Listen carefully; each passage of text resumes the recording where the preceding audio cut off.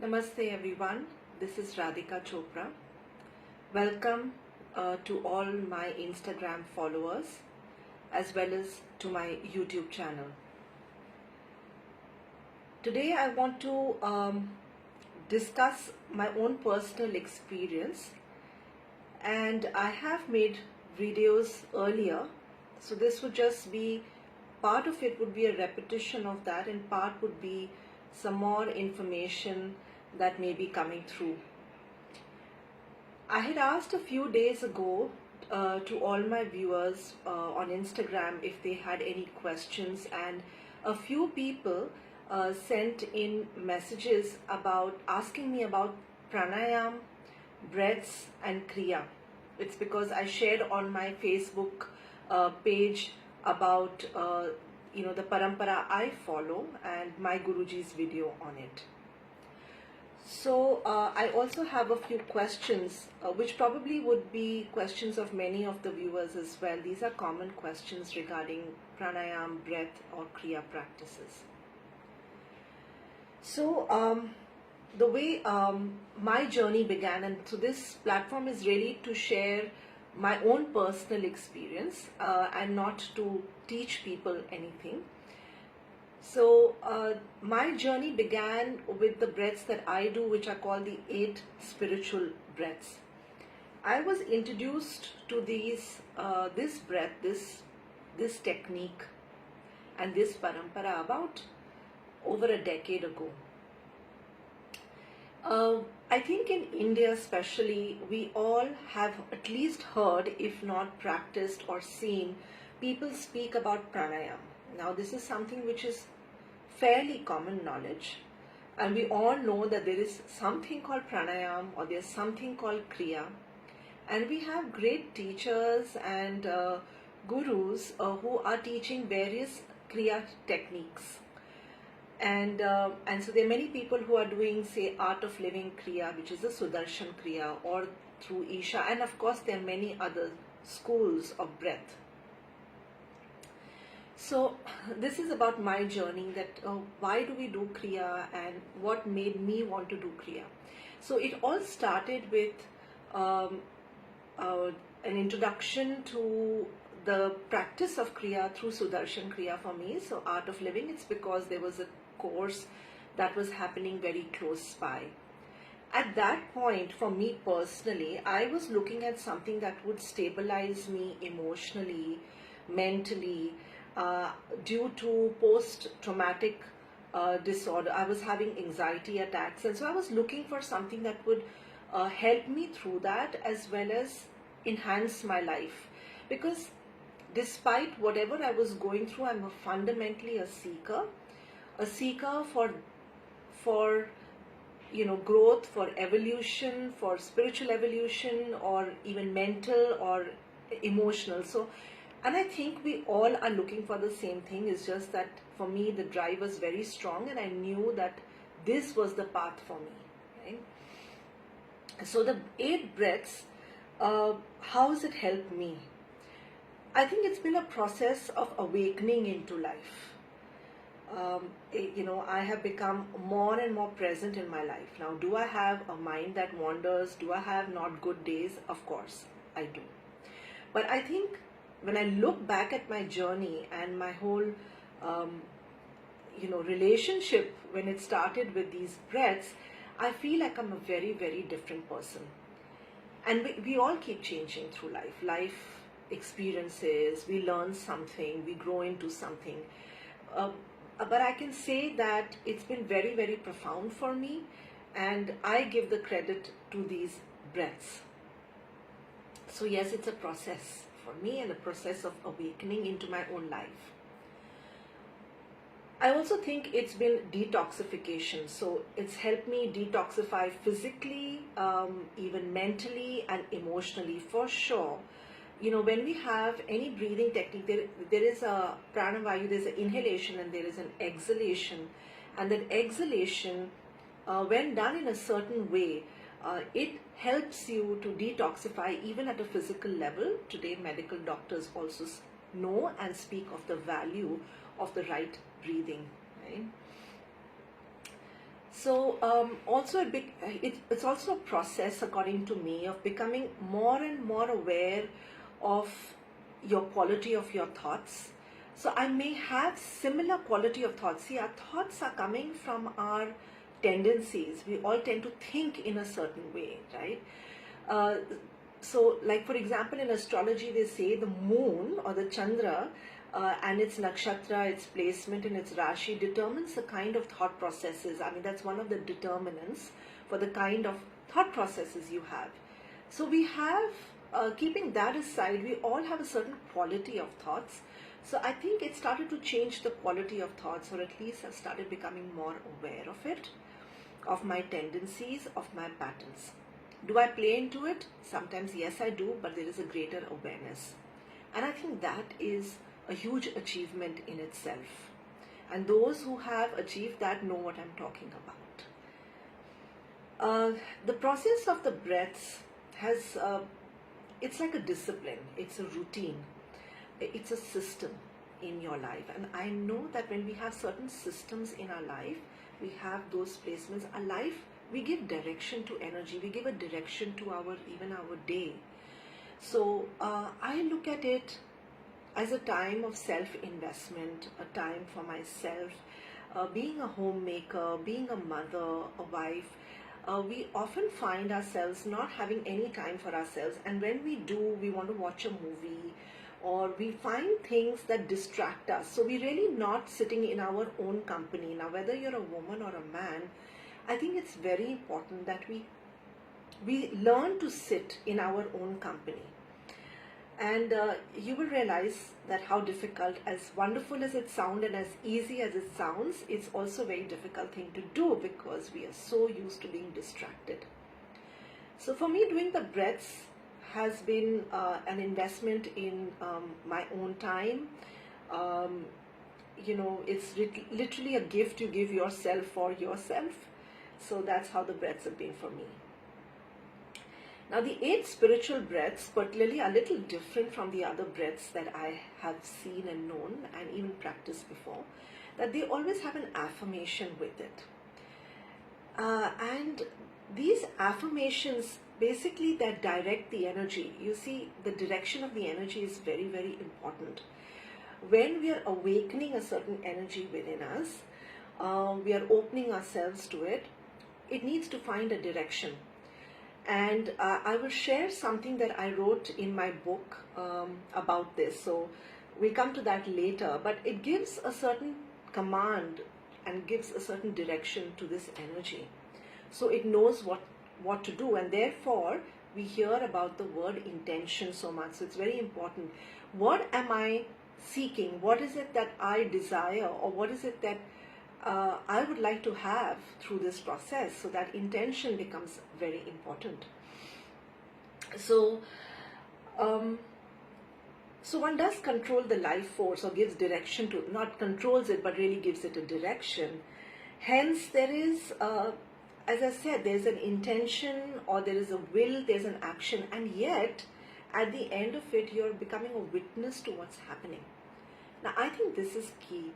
Because we participate so much in our thoughts, we participate so much in our emotions, our feelings, and we become one with it, and we suffer our thoughts, we suffer our emotions, and so on and so forth.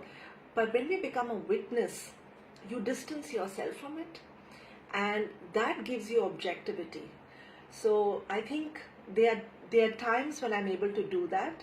And of course, there are times I'm not, but I think it really helps there. You become more and more, you develop the muscle of becoming a witness in your life. Of course, doing any breaths, any Kriya, you increase your physical stamina, there is mental alertness, there is a spiritual awareness or intuitive awareness that starts coming into your life.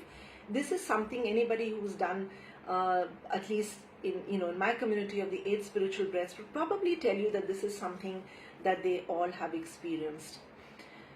I want to bring it back, the point back, that when you observe your breath and what's happening within you when you do these breaths, you become an observer, and that's the key, because you want to be the observer in your life. You want to have that objectivity, and that's one of the keys to spiritual evolution and growth.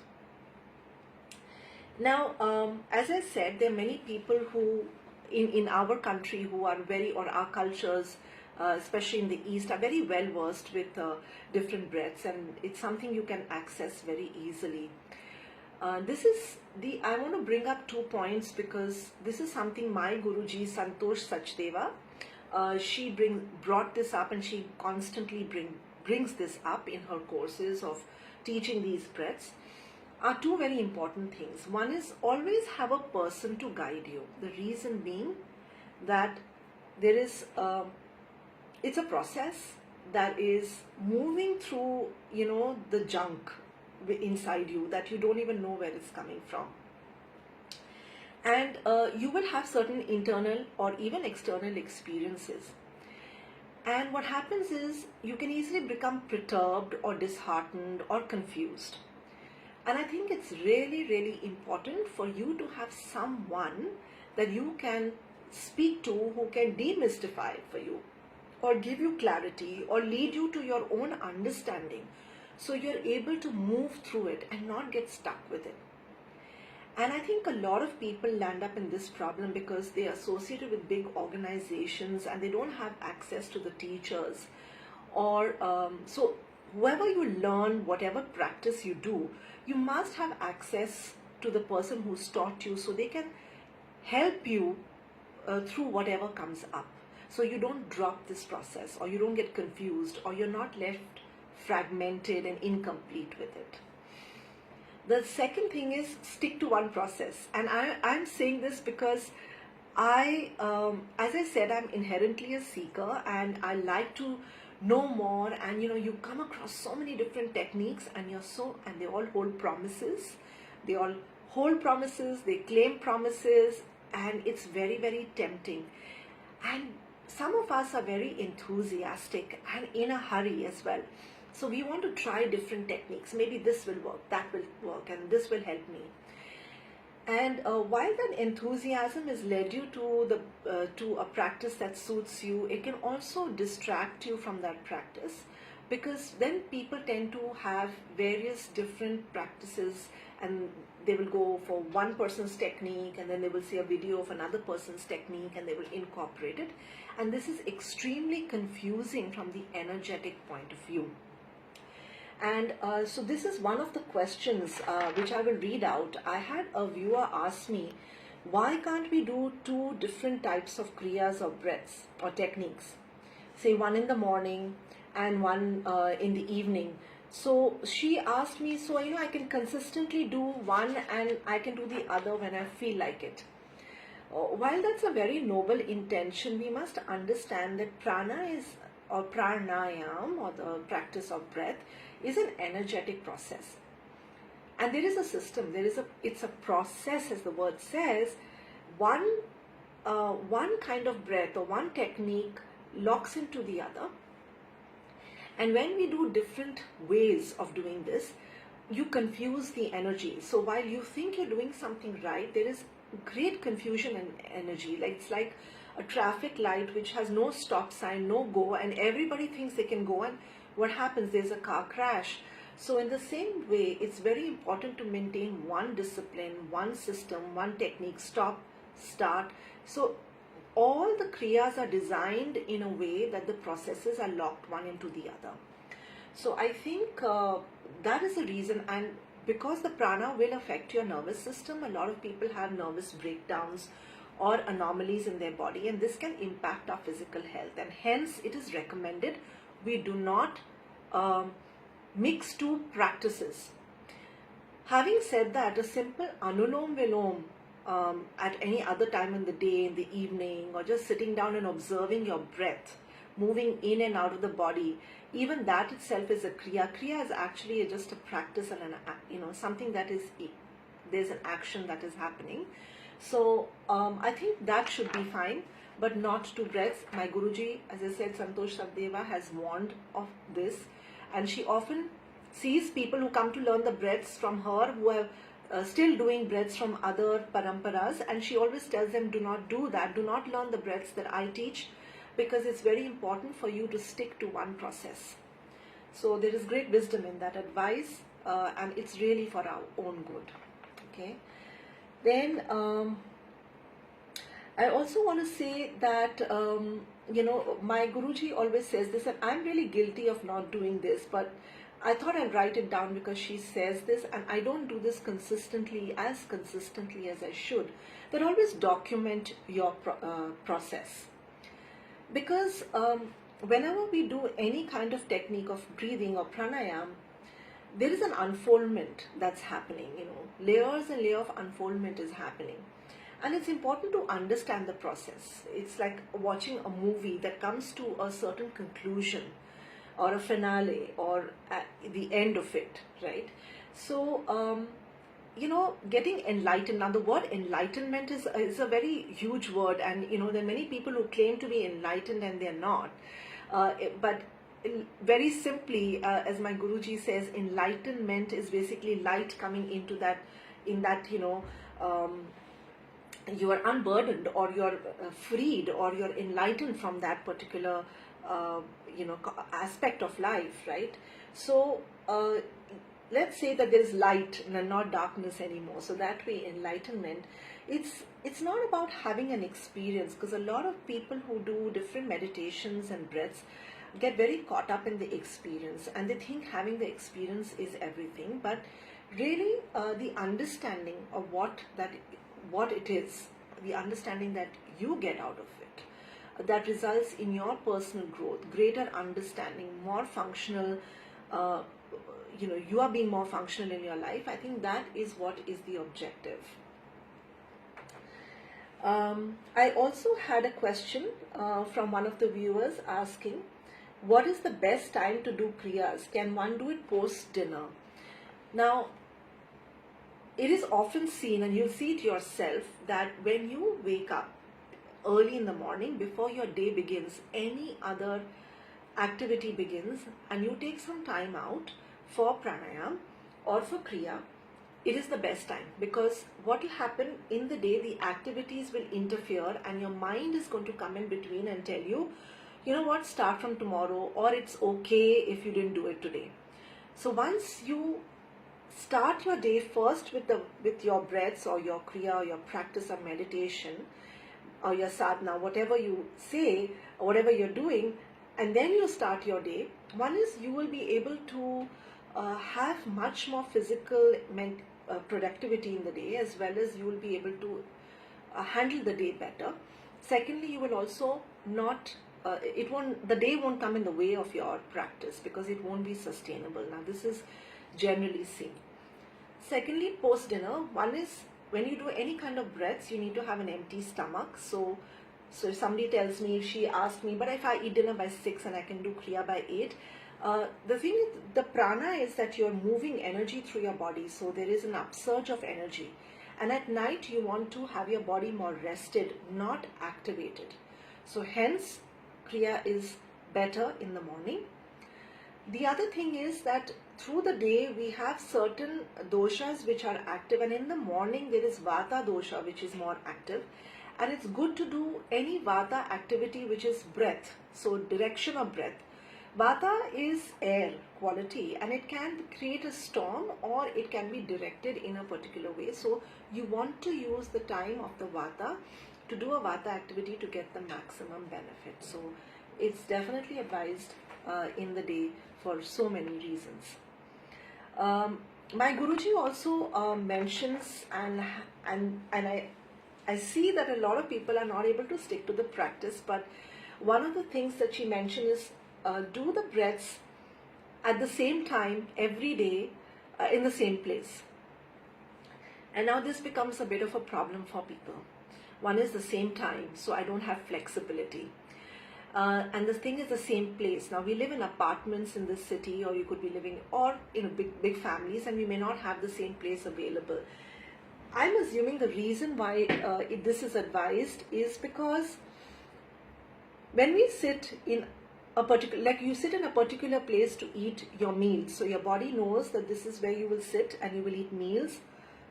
the same way you know that in the bathroom you are supposed to have a shower, and in your home, puja room is where you will pray. And many of us will say, I feel very peaceful when I sit here. And why is that? It's because there is a certain energy matrix, so to speak. There is, the environment becomes conducive to that practice. So the environment also supports you, and it becomes a sacred space and a sacred time. I think the time is part of the discipline as well.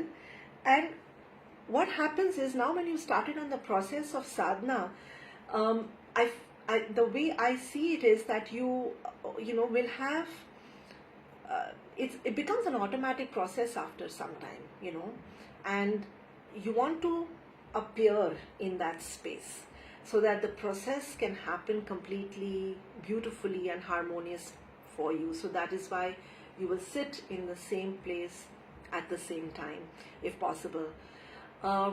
Personally, for me, it does go 15-20 minutes here and there, and I've allowed myself that flexibility till it comes to one fixed time. So that's how it's going right now. But I do understand that this becomes a bit of a challenge for people, but it is definitely insisted in the 8 spiritual breaths at least.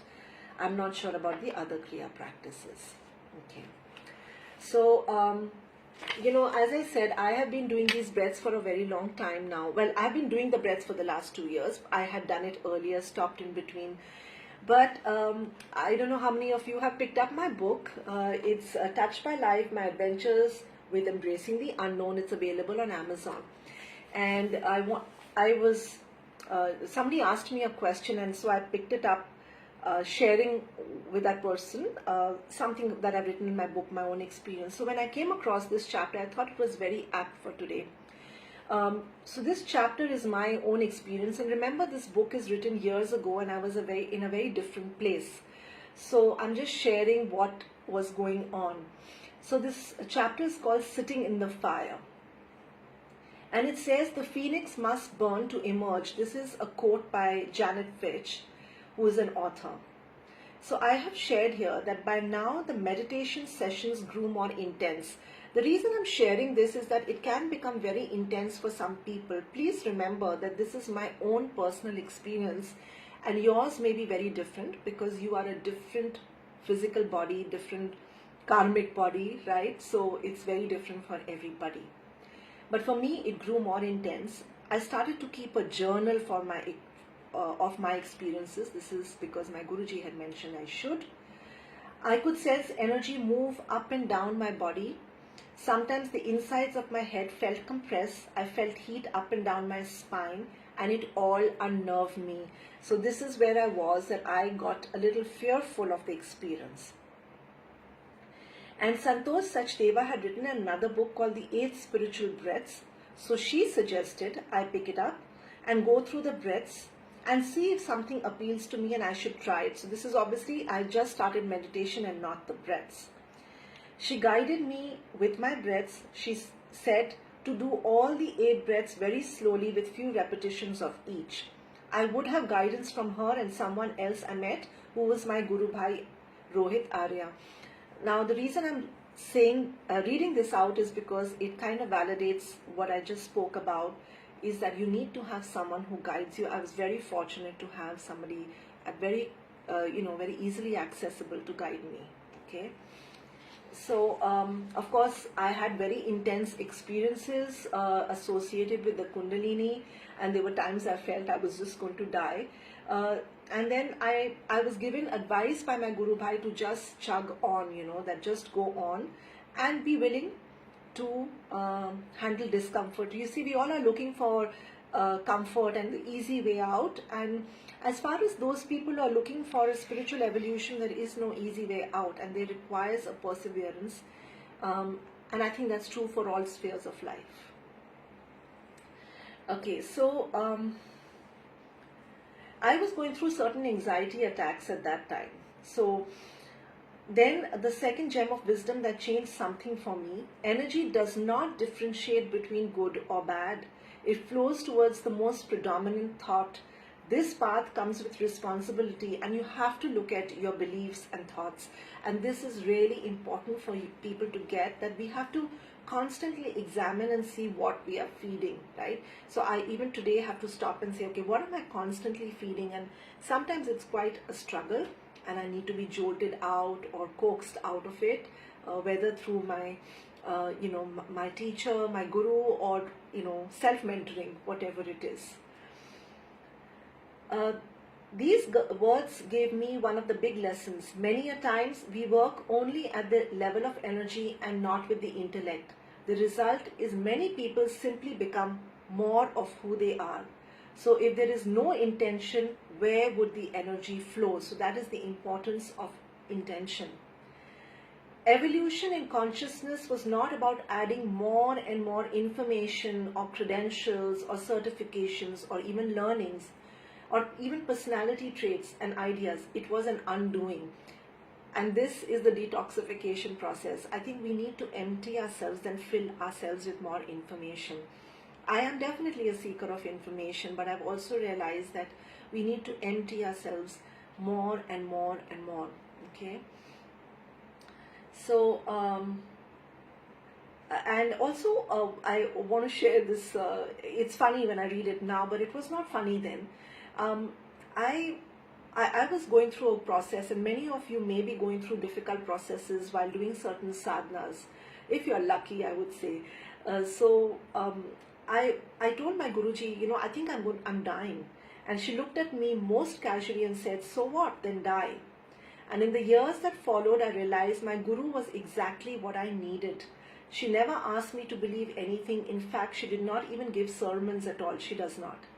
Everything started to unfold very simply in her presence. There was no rush. There was no pinnacle to achieve and no agendas. If there is any place I go from doing to being, it is in her space and in silence. Just benevolence, that is grace. So it's really important. I think you would be very fortunate to find that one person who can, take you through that experience, that journey, and you have such grace in your life. But that I always feel is the value, the grace of a guru. And I know we're living in an age where these are considered unnecessary and not required, and you're your own guru. And while that is true, I personally feel this mere mortal right here definitely was seeking unconsciously one and had the grace of having one. So that is what I would like to share with you all today. If you have any questions about sharing of my personal experiences with Kriya, please do write them down and I will answer them for you. So thank you so much for watching. It's a rather long video, but so thank you for having your patience to watch this almost half an hour video. Namaste.